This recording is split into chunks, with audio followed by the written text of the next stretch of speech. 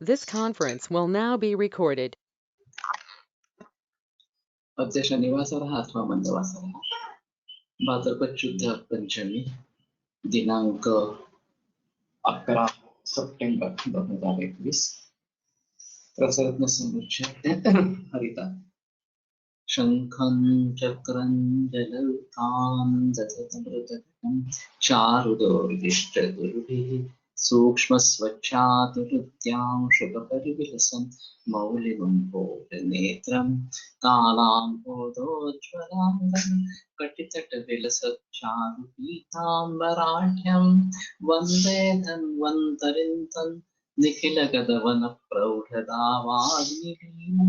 प्रौढतावाग्निलीनं ब्रह्मणो हि समारब्धा मात्रेयाद्येषु भूता अस्मदाचार्यपर्यन्तां वन्दे गुरुपरम्पराम् आयुर्वेदरतं वन्दे माधवाख्यं महागुरुम् आयुर्वेदामृतं सर्वं शिष्येभ्यो यः प्रदत्तवान् द्रष्टाज्ञानी दृष्टकर्मा कृतकर्मा तथैव च अध्यापको विश्वश्रेष्ठो महान् संशोधकस्तथा गुणैरेतैः समुदितैः यत्कार्यं प्रतनोति सः समृद्ध्यर्थं हि कार्यस्य वयं नु प्रयतामहे सरस्वत्यै नमो यस्याः प्रसादात् पुण्यकर्मभिः बुद्धिदर्पणसङ्क्रान्तं जगदध्यक्षं क्षते आत्रेयं प्रथमं वन्दे आयुर्वेदशतद्गुरुम् आयुर्वेदामृतं सर्वं गृहीत्वा सुरेश्वरात् अग्निवेशादिकेभ्यो यत्प्रयच्छति सत्तमः प्रथमं तन्त्रकर्तारम् अग्निवेशं नमामि।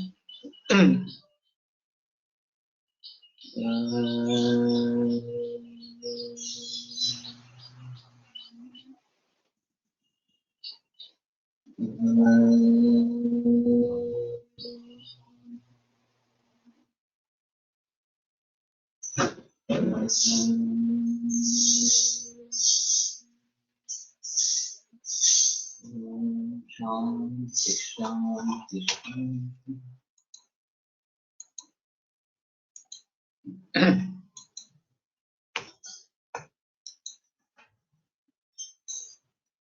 हरितालं द्विधा प्रोक्तं पत्रार्थं पिंडसौम्यकम्। तो पत्री हरिताल ये पहला और पिंड हरिताल ये दूसरा।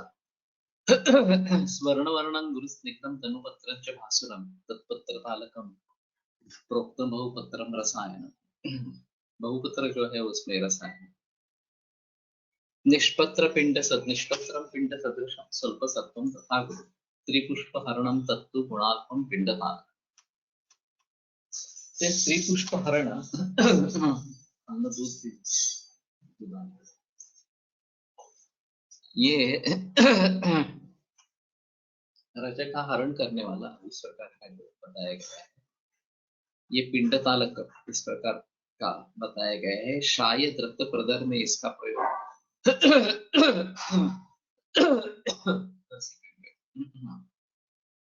श्लेष्म रक्त विश्वातं भूतनुत् केवलं च खलु पुष्परुत् स्त्रियाः स्निग्धमुष्णकटकं च दीपनं पुष्पहारितारम् उच्यते। इसमें भूतनुत् ये भी एक दिया गया है।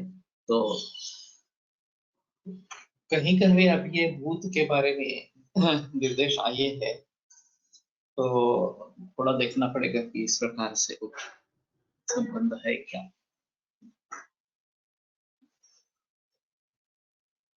स्विन्दं पुष्मांड तोयेव तिलक्षार जले पिवा तोयेव चूर्ण संयुक्ते दोलायंत्रेण शुद्धति। तो पुष्मांड स्वरस तिलक्षार जल अथवा चूर्ण संयुक्त यानी कि ये चुना इस प्रकार का रहेगा। दोलायंत्र से शुद्धि होती है। अशुद्धं तालमायुर्घ्नं ककुमारुत मेहकृत तापस्फोटांग संकोचनं कुरुते तेरशो। तो यहाँ पहली बार इस प्रकार से अशुद्ध के गुणधर्म क्या है, उसके किस प्रकार से नुकसान होता है बताया गया है। तो आयुर्घ्न आयुष का नाश करने वाला, ककुमारुत मेहकृत कपोवात और मेह को निर्माण करने वाला, तापस्फोटांग संकोच तापस्फोट और अंग संकोच। स्फोट ये तो थोड़ा सा पित्त से जुड़ा है, कुरुते तेन शोभ्ये।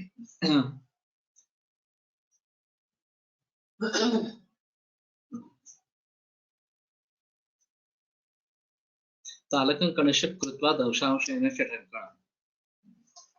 तो इसकी पाउडर बनानी है और 1 कंकड़ डालना है। जंबीरोत्थ द्रवैः क्षाल्य, तो जंबीर स्वरस से उसका क्षालन करके कांजी के क्षालयेत्, तथा फिर कांजी से क्षालन करे। वस्त्रे चतुर्गुणे बद्ध्वा दोलायन्त्रे दिनं पचेत्, चतुर्गुण वस्त्र में बांधकर एक दिन दोलायंत्र में वचन करे। सचूर्णे नारदानेन दिनं कुष्मांड जयते, तो चूर्ण सहित आरनाल और एक दिन कुष्मांड के रस में स्वेद्यम व शाल्मली तो ये ही तालकम शुद्धि मापनीय, अथवा शाल्मली तो जल से रस से इसका स्वेदन करे तो तालक शुद्ध इस प्रकार हो जाता है।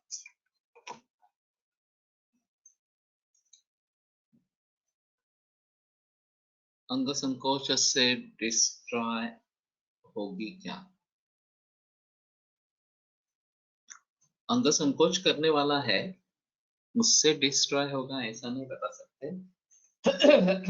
आयुष का नाश करने वाला है ये सही है। और अंग संकोच करने वाला है तो फाइब्रोसिस की तरह के तरीके से काम करेगा। और शायद होम्योपैथी के पद्धति से 30 गुना इस प्रकार से 30x अगर करेंगे तो शायद यही अंग संकोच में काम भी करेगा, ऐसा हो सकता है, थोड़ा देखना पड़ेगा।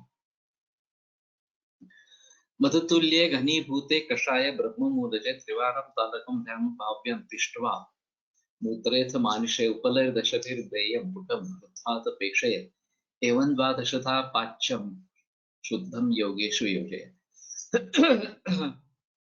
तो कषाय ब्रह्ममूलजे मधुतुल्ये घनीभूते, ब्रह्ममूलज कषाय में अगर मध जैसा ये घन हो जाता है, त्रिवारम तालिकम भाव्य पिष्पा मूत्रेथ माहिष, अथवा माहिष मूत्र में पिष्ट करते 3 बार भावनाएं देनी है।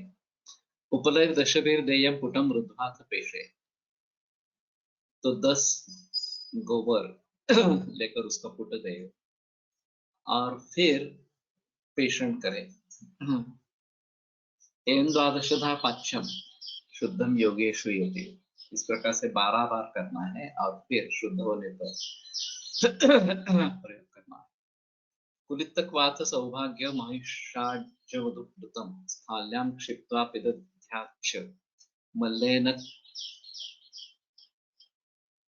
हिद्रयोगिना सम्यक् निरुध्य शिखिनं ज्वालयेत् क्रमवर्तितम्, एक प्रहर मात्रं हि दंद्रमाच्छाद्य गोमयैः यामान्ते विद्रमुद्घाट्य।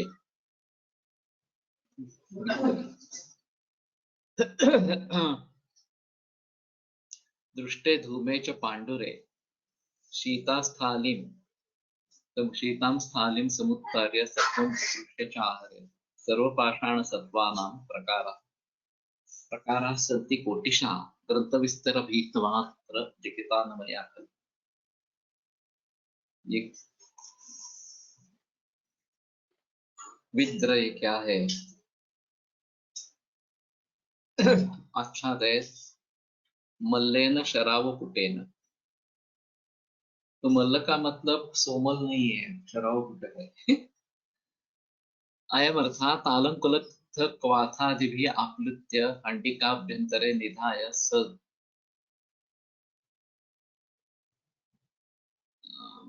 तिद्रेण मध्यच्छिद्रेण शरावेण आच्छाद्य संधि निरोधं कृत्वा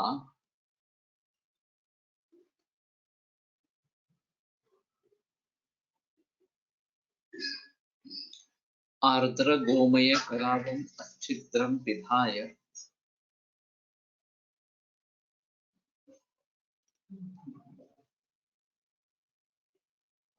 याम आयाम मानम परमाद कर्म वृद्धा गिन्ना पक्षे प्रहरेति ते शरावच्छिद्रम् उद्घाट्य यदि तस्मात् पाण्डुवर्णं धूमं निर्गच्छति तदा इति पश्येत् तदा वह्नि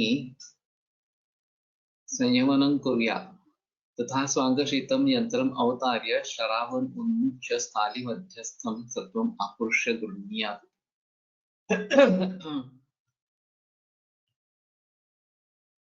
तो कुलत्थक्वाथ सौभाग्य महिष्य आज्य मधुप्लुतं स्थाल्यां क्षिप्त्वा विदध्यात्, स्थाली में रखकर मल्लेन विदध्यात् छिद्र योगे, जिसमें एक छिद्र है इस प्रकार से शराव से उसको ढक ले।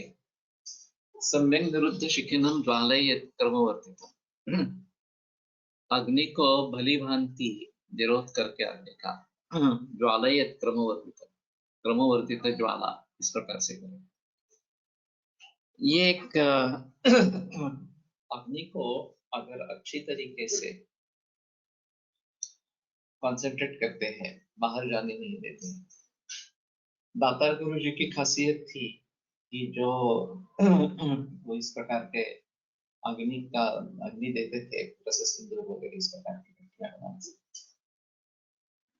तो वो जमीन के अंदर होती थी और वेंटिलेशन रहता था, लेकिन उष्णता बाहर नहीं जाती। और इस तरीके से करने से लकड़ी बहुत कम लगती है। मैंने विलास नांगल सर के यहाँ एक बार देखा था, सिंदूर लगाया था, ओपन में रखा था और 40 मन राखू लकड़ी उसको लगी थी और फिर भी वो ठीक नहीं हुआ था।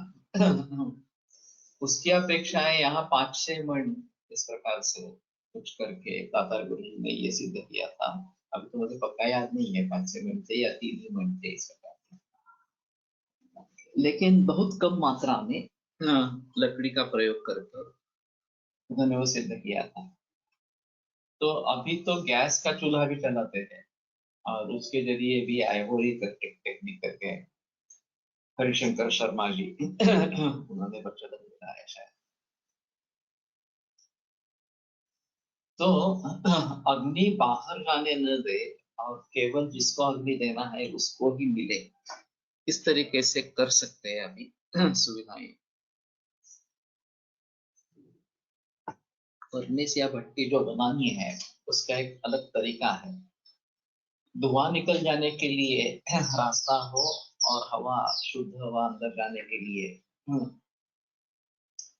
इसमें प्रयास हो, तो लकड़ी अच्छी तरीके से जलती है, कम लगती है और धुआं भी ज्यादा नहीं होता है।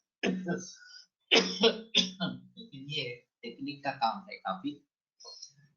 और जो निरंतर रूप से औषधि निर्माण कर रहे हैं उनको बताता हूँ।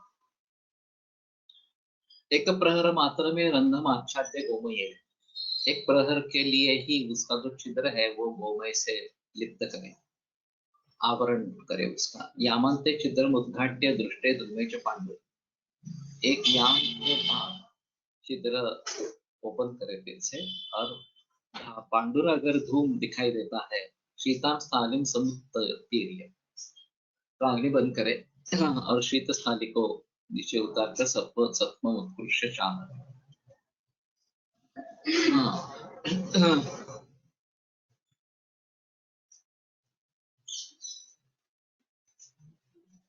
तो थोड़ा ऐसा है कि मधु इसमें पहले ही डाला है और फिर अग्नि संस्कार किया है। कुलत्थक्वाथ सौभाग्य, अब महिषी आज ये भी विशेष है कि भैंस का दूध, घी प्रयोग में लाया है।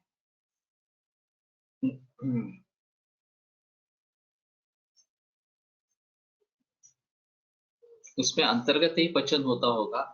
पांडुर धूम निकलेगा तो ठंड करना है, शीत करना है। सर्व पाषाण सत्वानां प्रकारा सन्ति कोटिशः, पाषाण सत्वों के प्रकार कोटि है। ग्रंथ विस्तर भीत्यात्र लिखिता न मया, केवल ग्रंथ विस्तर के भय से मैंने यहाँ लिखे नहीं है।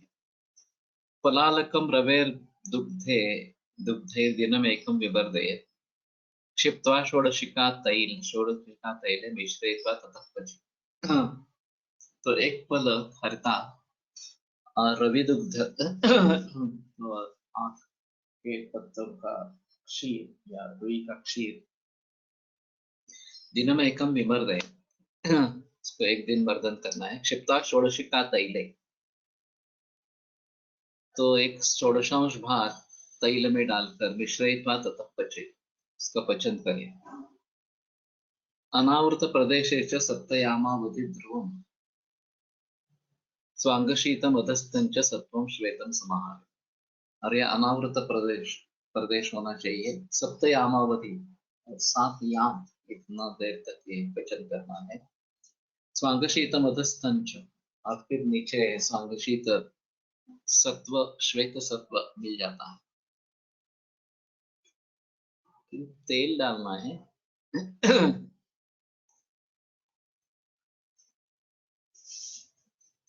क्षिप्त्वा षोडशिका तैले, यह तैल षोडशिका होना है। पलालकम पलंच तत् आलकंच विग्रहे बलवानम हरतालम सर्वे दुग्धे अक्षीर षोडशिका तैले पल परिमित तिल तैल।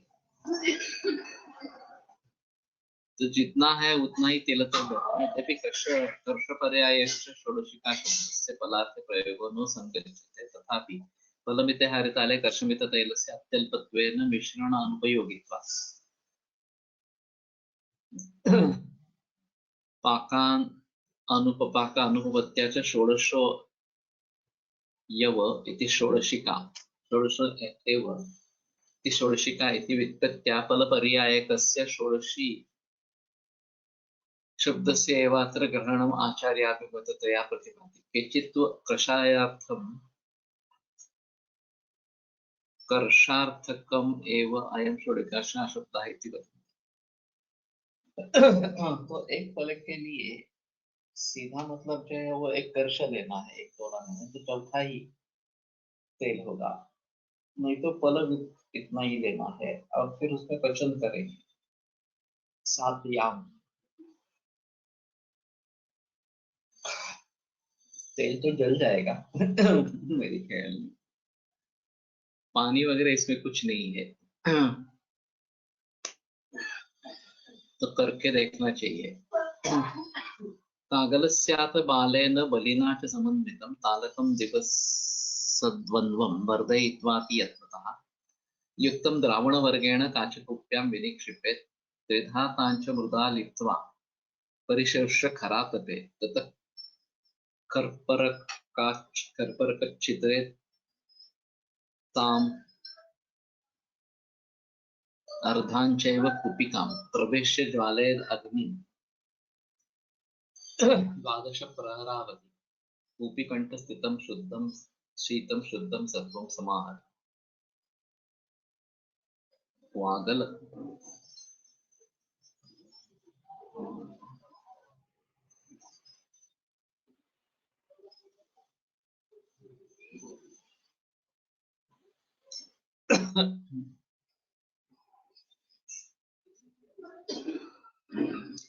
क्वागलस्य बालेन क्वाग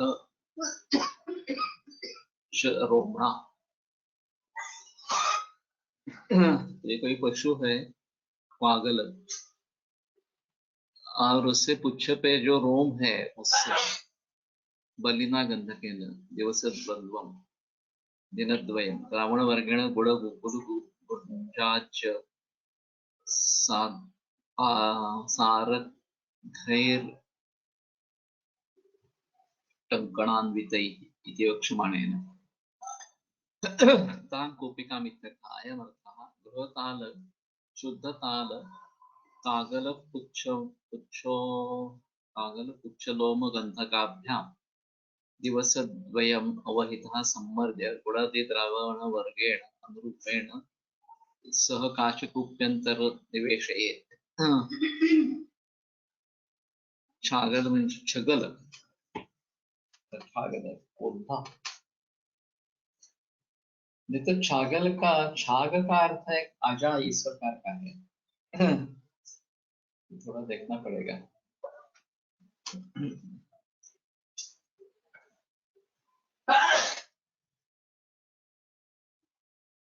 ततः मृद्वस्त्रेण वारत्रयेण कुपिकां तां लिप्त्वा, मृद और वस्त्र से 3 बार कुपिका को लेप करना है।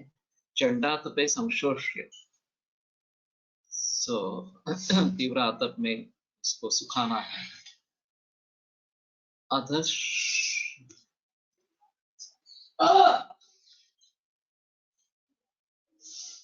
घंटिका मध्ये कुपिकायाः अर्धांश कृत हंडिका मध्ये कुपिकाया अर्धांश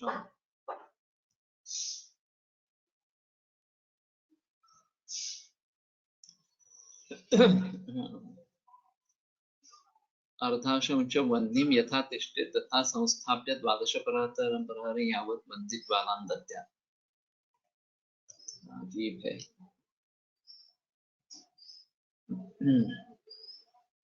त्रिधा तांच मृदा लिप्त्वा परिशोष्य खरातपे ततः कर्परक छिद्रे ताम अर्धांशैव कुपिताम्।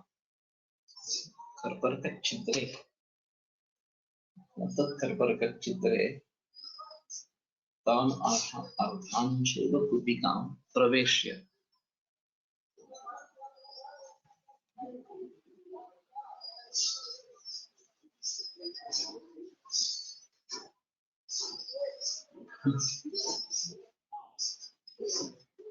तो खरपर छिद्र में उस अर्ध कुपिका तक उस अंदर प्रवेशित करना है। प्रवेश्य ज्वालयद अग्नि 12 प्रहरावधि।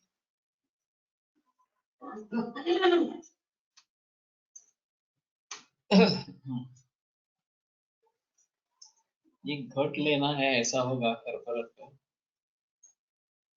लेकिन छिद्र नहीं बताते, जनरली मुख बताते हैं।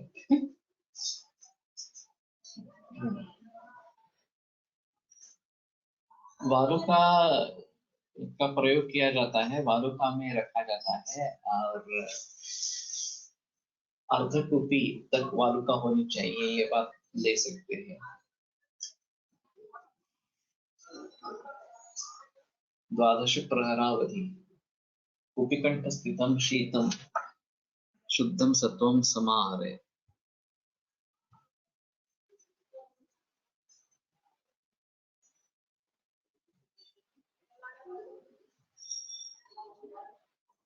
अर्धांशं बहिः यथा तिष्ठेत् तथा संस्थाप्य 12 प्रहर यावत् वह्निज्वालां दद्यात्।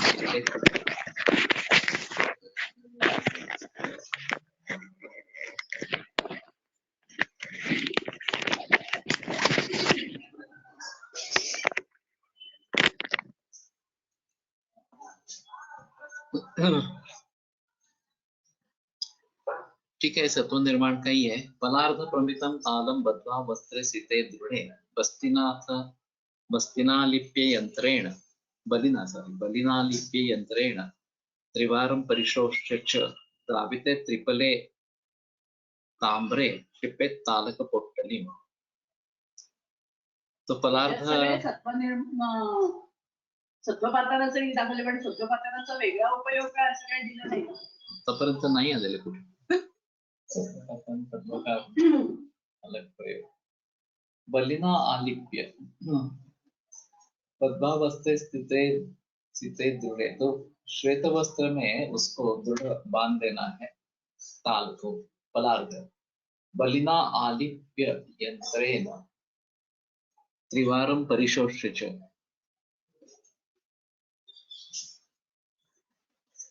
वस्त्र के ऊपर लेप करना है बलि का, गंधक का।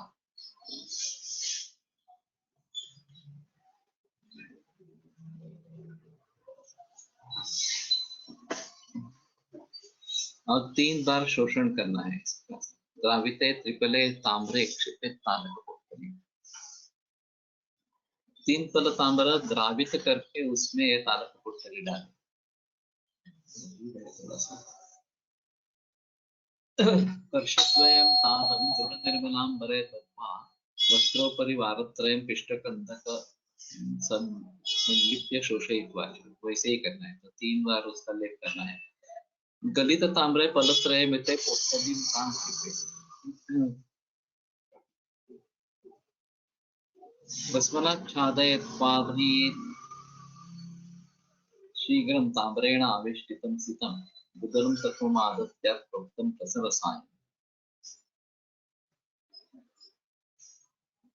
तो ताम्र में, द्रावित ताम्र में पोटली डालनी है। भस्मनाक वातयेत् शीघ्रं ताम्रेण आविष्टितं सितं वादयेत्।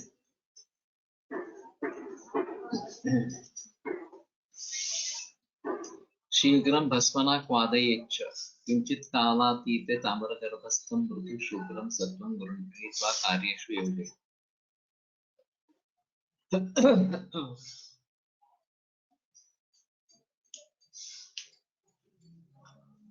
भस्मनाक वादयेत्,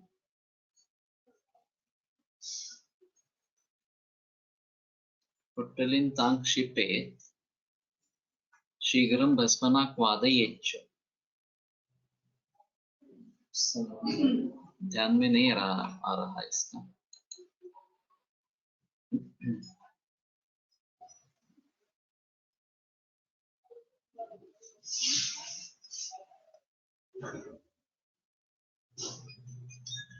मृदुलम सत्वम आदत्यात् प्रोक्तम रसरसायन। तो मृदुल सत्व ले गए उससे जो रसरसायन में प्रोक्त है।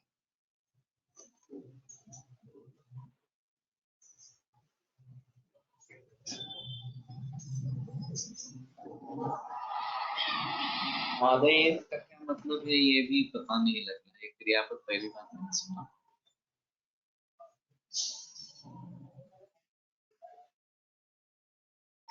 शीघ्रं भस्मनाक वादयेच्च,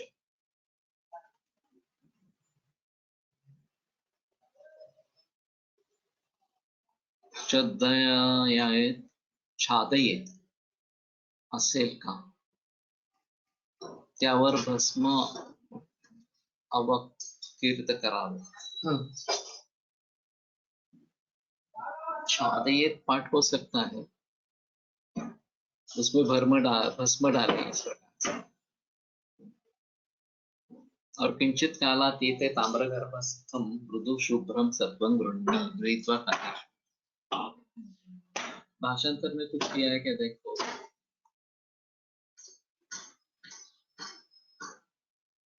इति तालकाधिकारः अथ मनःशिला। अथ मनःशिलाया भेदाः। मनःशिला त्रिधा प्रोक्ता श्यामांगी गणवीरका खंडाख्या चेति तद्रूपं विविच्य परिकल्प्यते। तो ये श्यामांगी गणवीरका और खंडाख्या इस प्रकार की मनःशिला तीन प्रकार। श्यामा रक्ता सगौरा च भागट्या शामिकां तेजस्विनी च निर्गौरा ताम्रा गणवीरका चूर्णीभूताति रक्तांगी सभारा खंडपूर्वी। श्यामा रक्ता मदौरा चौधारा आट्या शामिका सब पर्याय है ऐसे। सगौरा सपीता तेन ईशत पीत मिश्रित श्याम रक्त वर्ण इत्यर्थ। तेजस्विनी तेजो भूयिष्ठा पित्तवर्धिनी इत्यर्थ। सभारा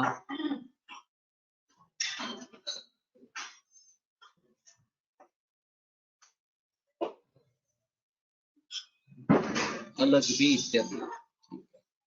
उत्तरोत्तरतः परम।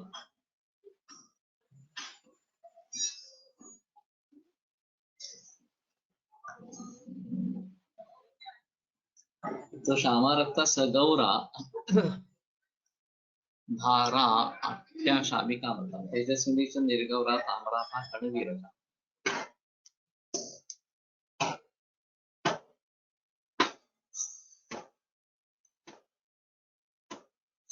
गणवीरक तेजस्विनी और निर्गौरा इस प्रकार।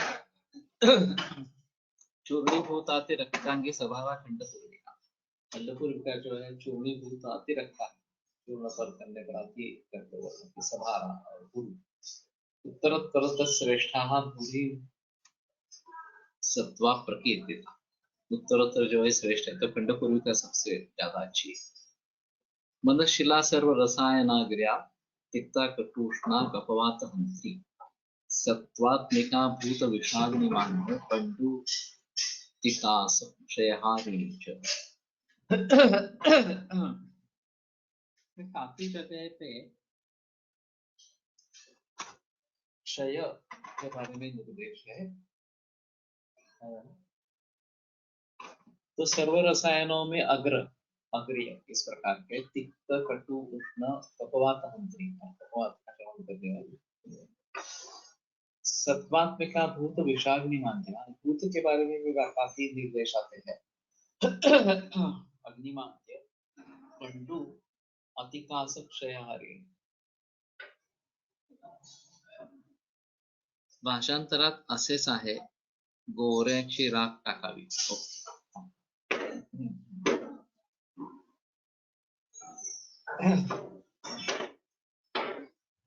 तो भूत विष अग्निमांद्य कंडू कास अतिकास क्षय हारिणी।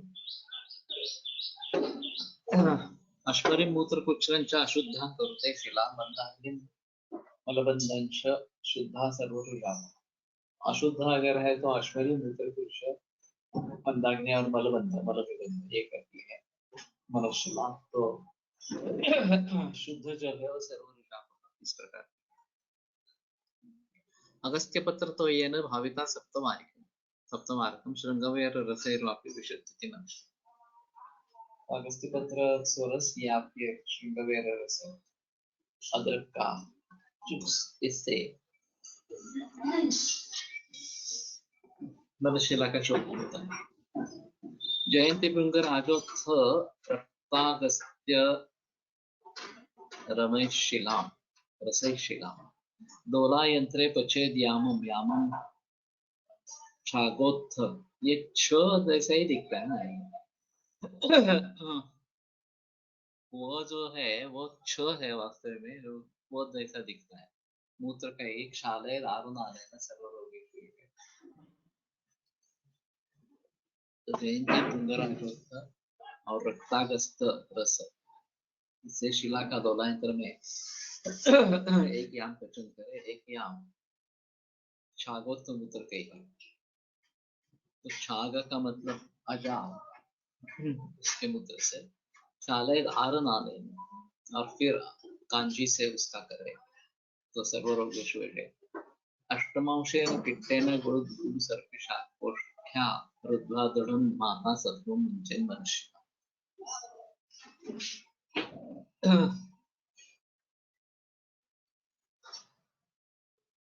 अष्टमांश किट्ट लेना है। ये जनरली लोह किट्ट मंजूर होता है, एक बार देखेंगे। रौप्य का भी किट्ट होता है। तो गुरु गुपुर और सर्पी कोष्ठ्या रुद्धा दृढ़ं माता, कोष्ठ में बंदिस्त करके दृढ़ं माता सत्वं मुञ्चेन् मनुष्य। अशुद्ध द्रव्य की शुद्धि के लिए जो द्रव्य आए हैं उन्हें अशुद्ध सेवन से होने वाले रोगों में यूज कर सकेंगे। तो अगर इससे कुछ दुष्परिणाम होते हैं तो ये पिट्टादि सर्पिरंतानां प्रत्येकं तस्यैव अष्टोममो गुणादिकं पिट्टेन मंडूरेण। बराबर, मैंने जो सोचा था वही निकला।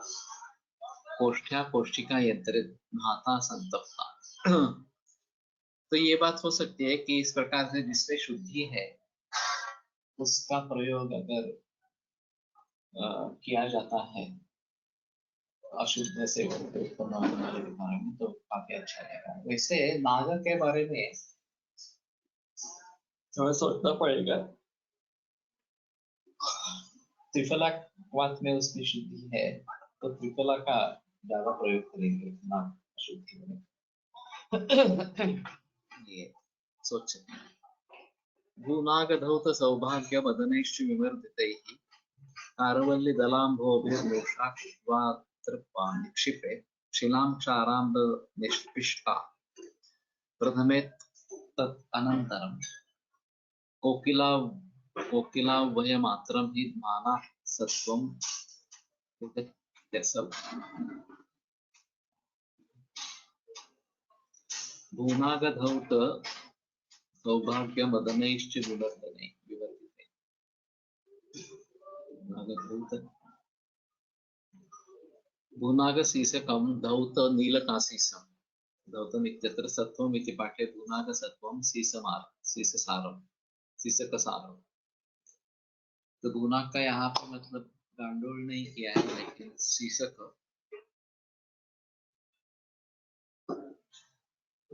धौत का मतलब ये नीलकासीस। मदनम सुवनाकमाम ख्यातम वृक्ष विशेषा तस्य फलं ग्राह्यम्। और टंकन और मदन इससे विमर्दित कारवल्ली दलाम होभिर्मूषां पुष्पात् निक्षिपे।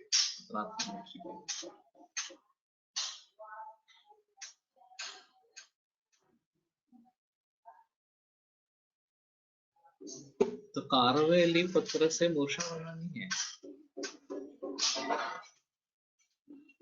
एक क्षाराम्ल निष्पिष्ट, ये बार बार क्षाराम्ल भी आता है, ये भी अजीब है थोड़ा सा। क्षाराम्ल अगर साथ में ले लेंगे तो वो एक दूसरे को न्यूट्रलाइज कर देंगे।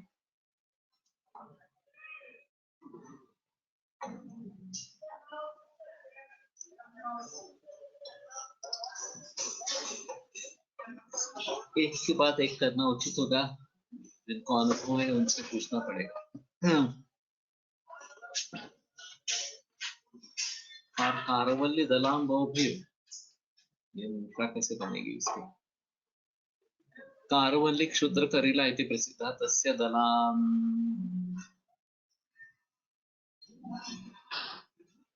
भोभिपत्र सरसैः कोकिला इति कोकिलया बादरांगाराज्ञा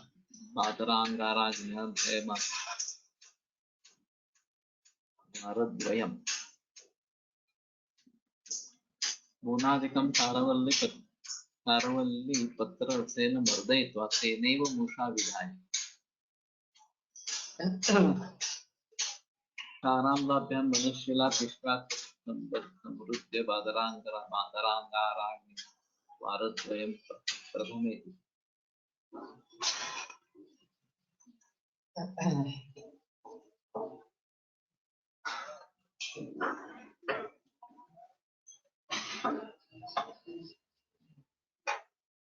मूषा कैसे बनती है मालूम नहीं है।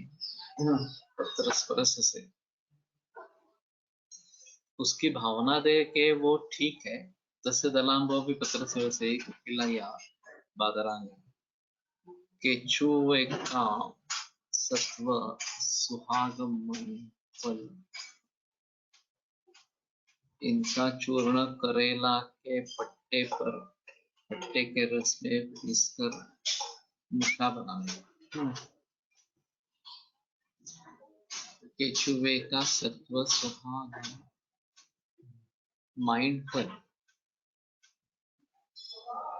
इनका चूर्ण करके पत्ते के रस में पीसकर मूषा बनाना। तो इसमें ये चूर्ण डालकर की मूषा बन रही है। केचुए का कभी आया था, उसका नाम क्या, मतलब क्या केचुए का?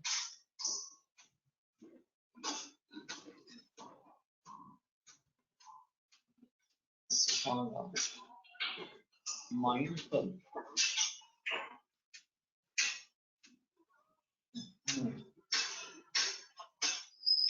विवरण है तो बता दो।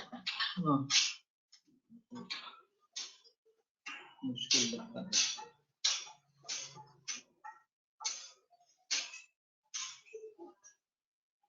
तो मनशीलाधिकार यहाँ पे खत्म हो गए। अथ अंजनानि सौवीरमंजनं प्रोक्तं रसांजनम् अतः परं स्रोतोंजनं तदन्यत्र पुष्पांजनकमेव च नीलांजनं च तेषां हि स्वरूपमिह वर्ण्यते। भूनाग गांडूल केचुआ माइंडफुल मदनफल। ये मैं भूल गया। केचुआ ये गांडूल है अर्थ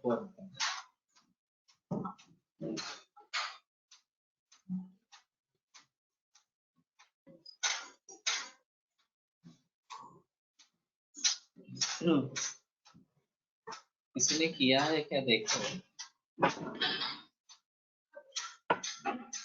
किसी को इसके बारे में जानकारी है, सिद्धिनंदन मिश्र वगैरह जो लोग हैं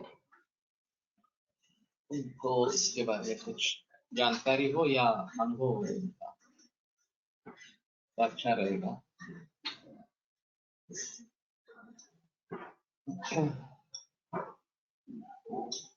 सौवीरमंजनम धूम्रम रक्तपित्तहरम हिमम विषहिद्माक्षिरोगग्नं व्रणशोधन रोपण। ये धूम्र धूम्र वर्ण होता है रक्तपित्तहरम शीत विषहिद्मा अक्षिरोगग्नं। विष और नेत्र ये बार बार आ रहे हैं इकट्ठा, और कितना भी है व्रणशोधन रोपण। तो व्रण के बारे में तो सुविधा का प्रयोग नहीं किया गया।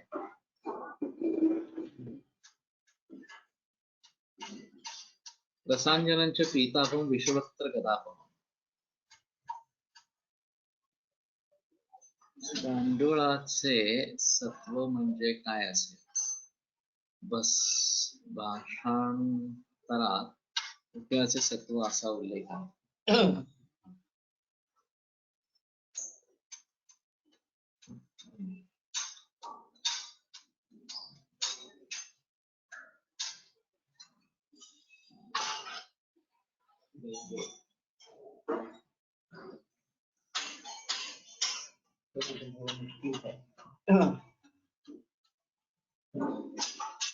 तो रसांजन ये पीताभ होता है विष वक्त्र गदाप, विष और मुख रोग में उपयोग होता है। श्वास हिद्मापहम वर्ण्यम वातपित्तासनाश। अभी बाजार में जो एक रसांजन मिलता है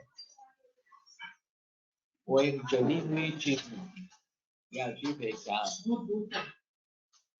समझना मुश्किल है, क्या देते हैं। मैंने रसांजन घर पे बनाया था, बारहवीं का क्षीरम, 11वीं का बाद जितना है उतना ही अगर क्षीर लेना है और उसको पचन करना है तो अनुसार बंदों के वो बहुत सारा क्वाथ लेकर बहुत थोड़ा था, 1-2 ग्राम इतना ही रसांजन मिला था एक्चुअली। तो ये श्रावणार्थ रसांजनम योगे चक्रार्थ श्रावणार्थ रसांजनम। तो 7 दिन में एक बार ये रसांजन डालना है और कफनार्पण है इस प्रकार से। तो इसको करते रहना चाहिए थोड़ा सा। और वक्त्र गदापह बताया गया है, तो ओरल कैंसर्स में मैंने जो लगाने के लिए दिया है पेट के साथ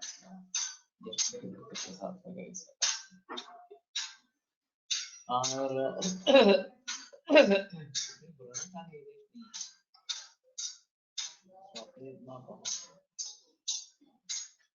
तो ये बड़ी समस्या है जो ओरल कैंसर्स में व्रण होते हैं, बड़ी समस्या है, इसको कैसे हैंडल करें।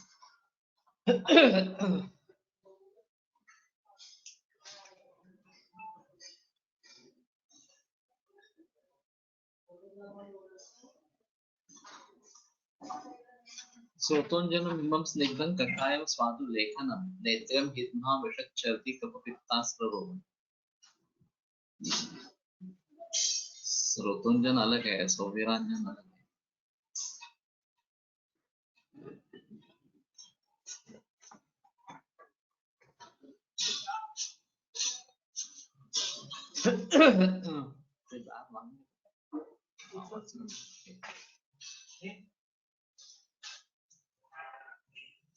हाँ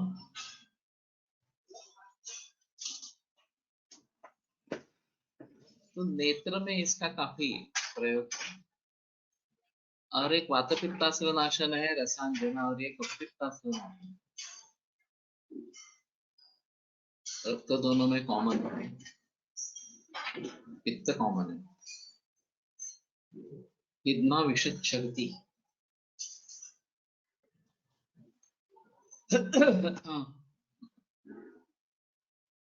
पुष्पांजनम सितम स्निग्धम हिमम सर्वाक्षरोगनु अति दुर्धर हिद्माग्नम विषम विषज्वर गदापहा। सभी में हिद्मा का निर्देश आ रहा है और अति दुर्धर हिद्मा इस प्रकार से प्रयोग में कहीं किया नहीं है। गंभीर अवस्था में जब हिद्मा होती है तो क्या करेंगे? स्वर्ण सूचक पंचामृत पैंधव जलधान से सब कर चुके हैं और फिर भी अगर हिद्मा रुकती नहीं है तो शायद इसके बारे में सोचेंगे।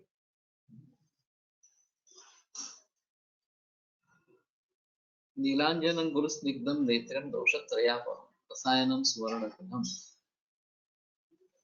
लोहमार्दवकारकम्। सुवर्णघृत तो सोने का मारण करता है। गुरुस्निग्धं नेत्र दोषत्रयापह रसायन, तो इसको नीलांजन मालूम नहीं अभी मिलता है नहीं।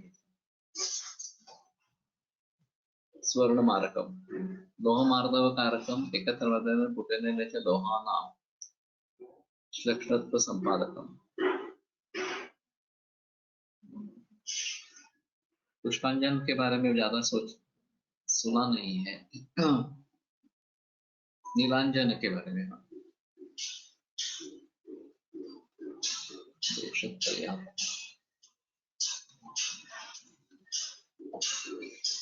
अंजनानि विशुद्धन्ति भृंगराज निजद्रव, ये सभी के लिए भृंगराज रस, इससे वो शुद्ध हो जाते हैं।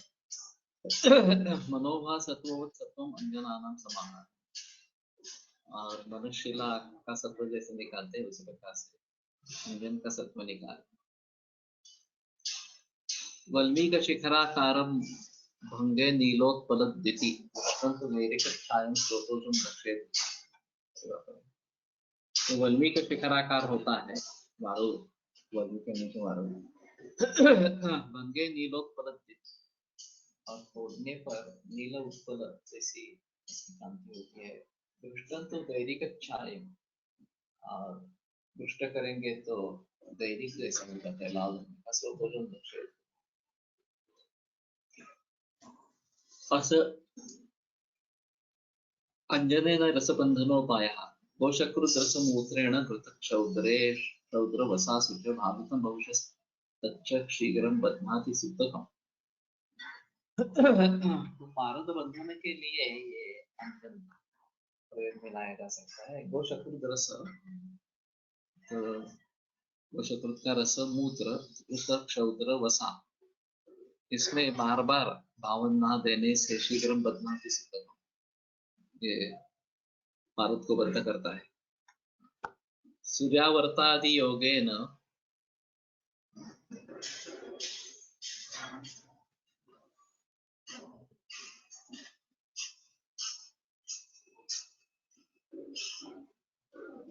शुद्धि में इतने रसायन।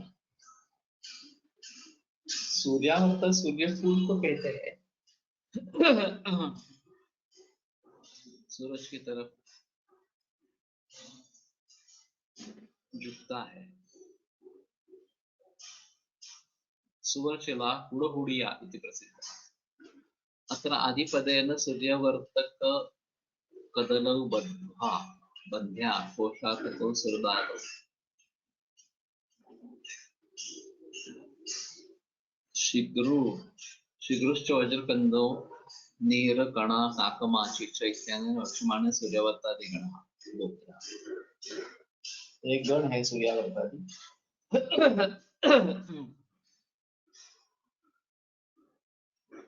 राजावर्तकवत् सत्वं ग्राह्यं स्रोतों जनाद, तो राजावर्त जैसा इसका सत्व निकालते उसी प्रकार से इसका सत्व स्रोतों जनता सत्व निकालते। सत्व क्या अंजना दिखा रहा।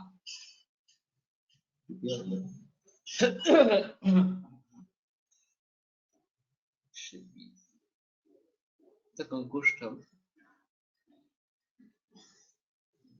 तो ठीक है, यहाँ पे रुकते हैं।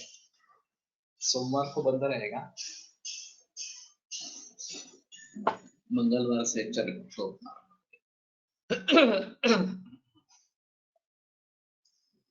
अभी ये बुधवार का थोड़ा मुझे मुश्किल लग रहा है, लेकिन दोपहर का जो है वो योग सूत्र का, यहाँ आवाज बहुत चलती रहती है, नेट का भी पता नहीं था पिछले बुधवार को।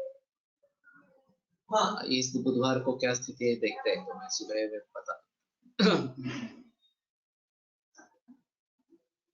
आयुर्वेद प्रकांडो निगदित इह शल्यतंत्र प्रधानः शिष्येभ्यः शाश्वतोऽयं निखिलजनकृपा व्याप्तचित्तेन येन आयुर्वेदस्य वाञ्छन् पुनरतिभुवने ताञ्च सुष्ठु प्रतिष्ठां श्रेष्ठं धन्वन्तरितं प्रणमति च सदा वैद्यवर्गो वैद्यवर्गो